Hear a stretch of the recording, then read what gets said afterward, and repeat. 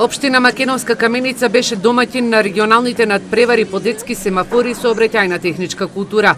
Се надпреваруваа ученици од основните и средни училишта од источниот регион, при што на надпреварот по детски семафор учество зедоа 6, а во сообраќајна техничка култура 4 екипи. Градоначалничката Сонја Стаменкова истакна дека Македонска Каменица секогаш ќе инвестира во образованието на најмалите, а регионалниот надпревар носи порака и за помалите, но и за повозрастните кои се зад воланот. Овој надпревар има надпреварувачки карактер.